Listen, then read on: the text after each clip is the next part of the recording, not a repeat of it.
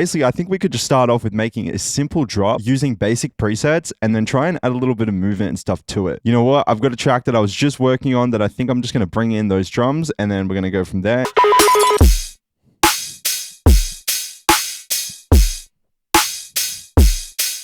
We're going to add a few instances of Serum, maybe 3 different instances, right? And we're going to create a drop out of this that's going to be super basic. And I'm going to show you how you can make it less boring. And for the sake of this video, I'm going to be using my Dubnation Volume 1 preset pack, which is available now in the Dubnation Volume 1 sample pack. They're some of the best presets you'll find for bass music on the market right now.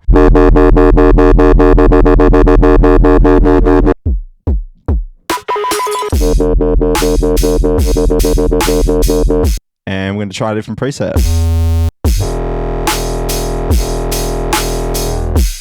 That's cool, actually. Maybe that can hit on the 1.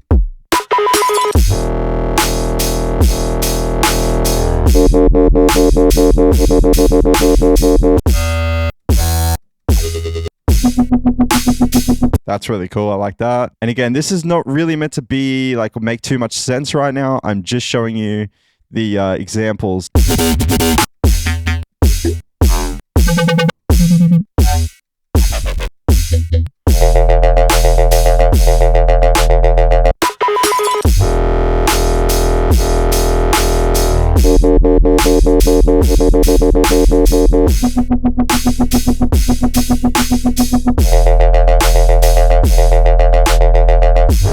Okay, super fucking basic, all right? Sounds very robotic, sounds very like you just grabbed a preset and just chucked in a MIDI clip and started making music with it, okay? So how do we make our sounds less robotic? The first thing we could do is just change some of the parameters of the preset. If you don't really know sound design too well and you don't know the ins and outs of Serum too well, you're probably thinking, well, what do I change? What parameters do I change? It's generally not always super obvious. So that's one half of it. The other half of it is, what are you going to do creatively? What creatively can be better about the sound? So with this fog, for example, I love that fog, and especially the way it like kind of tumbles down. But what I do a lot with my fogs is definitely a pitch automation. Create an automation for the pitch. And maybe we want to come in on the second bar.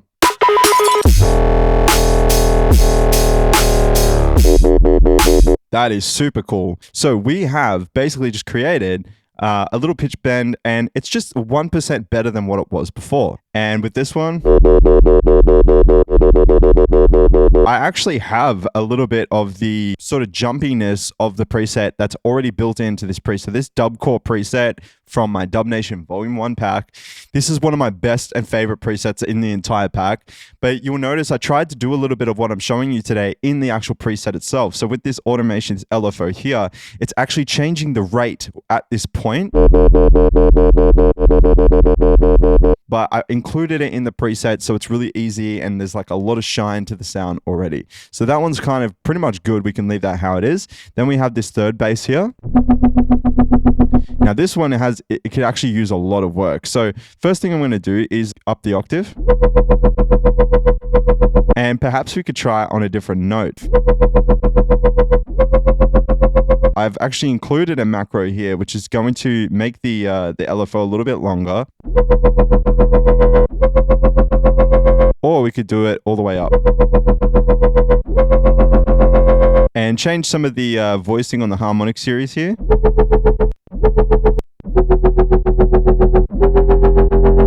And then this last patch, maybe we could do a pitch bend again. Maybe we'll use the pitch bend from here.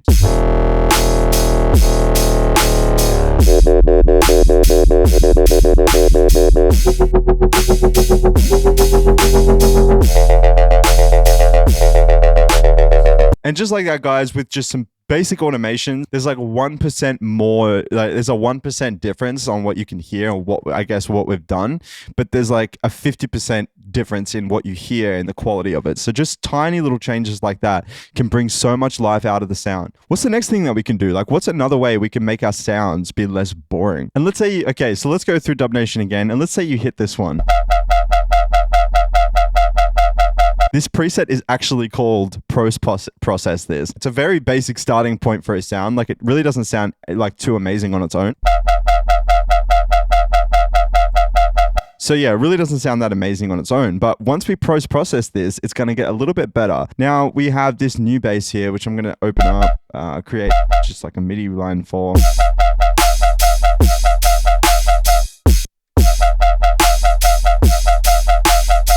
And we want to post-process this. So maybe before we even play the sound, we'll add a saturator, an OTT that's kind of like a little bit drawn back like that with like not too much time. And maybe we'll add another one, but this one's going to be super wide, no time. Maybe we'll add a raw. And with the raw, it can be a multiband. We pump this up and we grab the mids. We change this to like a tube preamp and we pump that. And we grab the highs and we change this to like a diode clipper. We bring the dry wet down a little bit. Maybe we want some like erosion, you know, a little bit of white noise there too, something like that.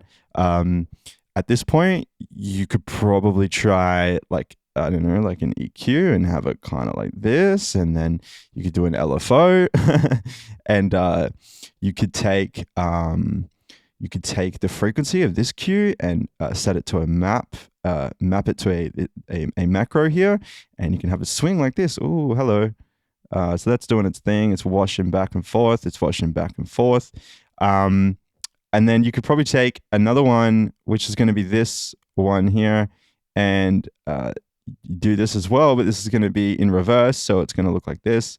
So it's going to be 0 to 70, or even, yeah, you don't want it to go too far, maybe like there. Yeah, cool. So now that's going, and then we could probably try another saturator and bump that, or change that to that, change this to that. You may want a little bit of wideness or width to it, so you can add a dimension expander and maybe a hybrid reverb. Change some of these. Now, also, maybe you want like a compressor. What else can we chuck on here, guys? I don't even know. You could just go through random like plugins that you've got and try some new stuff out. But essentially, the whole idea of this is just to pack on a huge chain before you even listen to it. And you already start with a starting point that's a little bit different. So now let's actually preview the sound. So we have that sound now, which is kind of trashy, but it's definitely different to this. You know, now we can sort of just dial it in a little bit. So that sounded really cool. I'll probably delete this EQ for now. We've kind of got that sound that we really want there, and we can come back into the post-processing. And then we could probably try and do a bit of a shaper with LFO. And just make it a little tighter like that. Okay, so now just starting off, here's what we had before. And this is what we have now.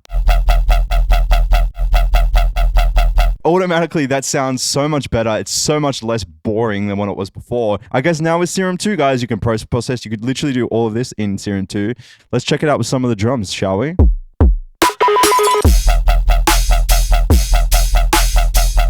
Very, very cool. So now we need a sub, okay?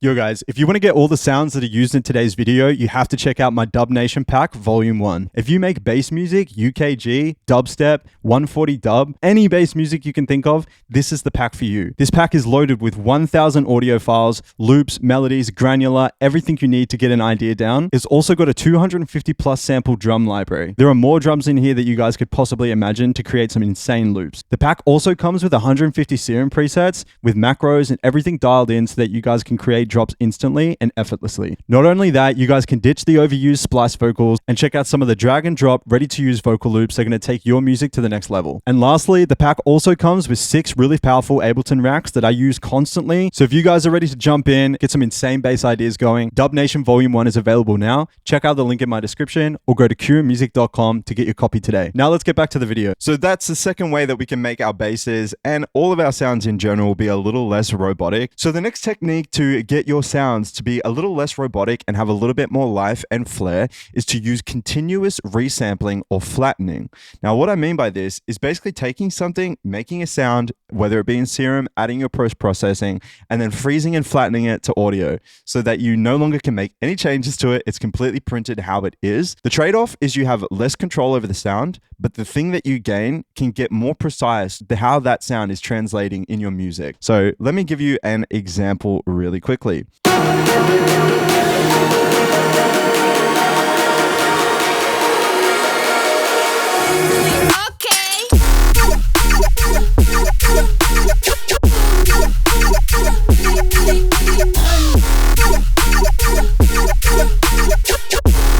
Why the hell didn't you follow my instructions? But what I did in this track was really interesting. There's one sound in here that you'll notice.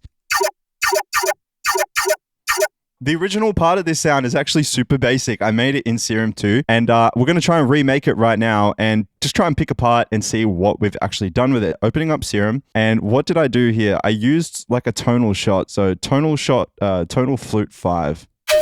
This one. I'm going to open up Serum. We're going to change this to a spectral mode, and let's have a listen. And you can change around, play around with some of these settings here. But I think what I did is I had this on a detune. And then we use like an LFO because we want it to kind of go whoop, boop, like that. So we want it to go up and stop. It's going to be a one shot essentially. So if it's going to be a one shot, we want this on the volume. We also want maybe a little bit of this on the gate as well. Like so, and then maybe a little bit on the detune, but not too much, like maybe 1%, 1 to 5.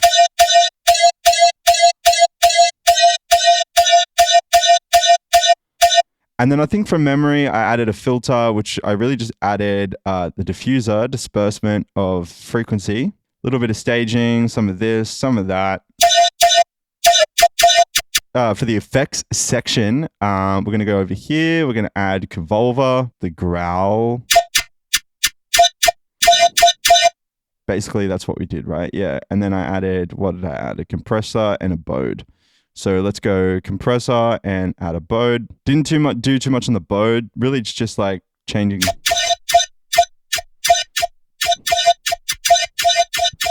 some of the settings. So yeah, that's it. A little bit faster on the LFO. So then we're going to add in our pattern. So this is what I've done for the original. I'm just going to take the MIDI that I did from the original patch here and just copy it. And then at this point, you probably want to add maybe like, you know, just a little bit of processing. So I'm going to take a fat rack, drop that down here, and like maybe an EQ. Fix up some of the highs there. And then here's the beautiful part about this. So let's listen to this in context with the drop. I'm going to turn off the other lead that I've got and just listen to it in context. Let's see what happens.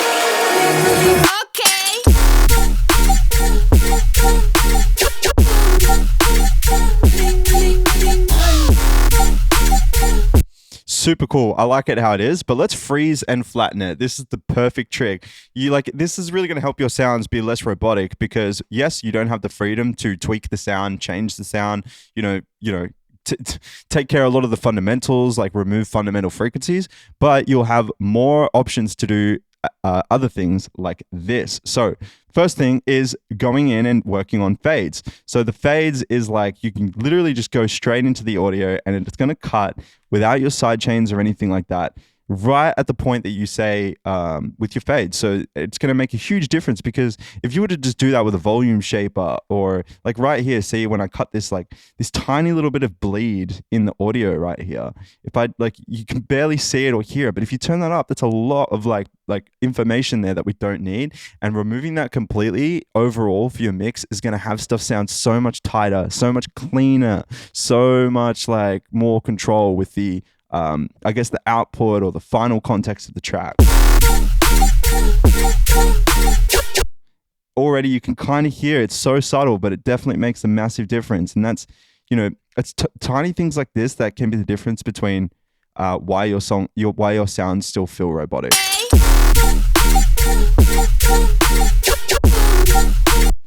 And then what's beautiful about this is, because we have this printed, we can add even more sort of disbursement and frequency displacement effects to make a little bit more of a different tone to the sound. So I'm going to add a disperser here, and we can play around with this.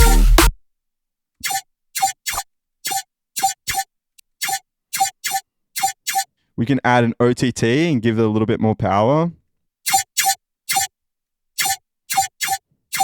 with an EQ.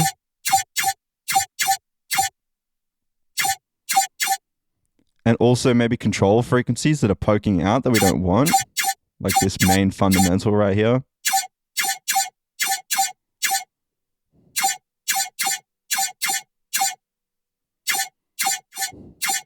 We can even try saturating this, give it a bit of warmth, a little bit of grittiness to it as well.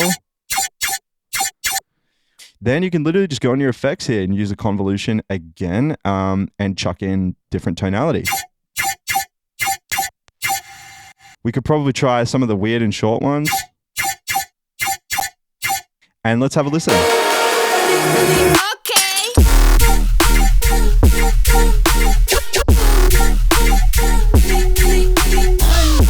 Again, we can now take this and consolidate that. We'll freeze and flatten it. You know, there's other cool things you could do that we've now tightened it. We can change it to complex and just speed it up.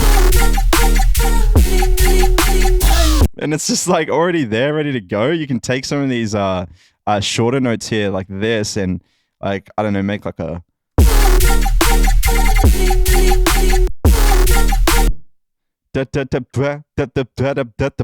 You know, like some cool... Like this one.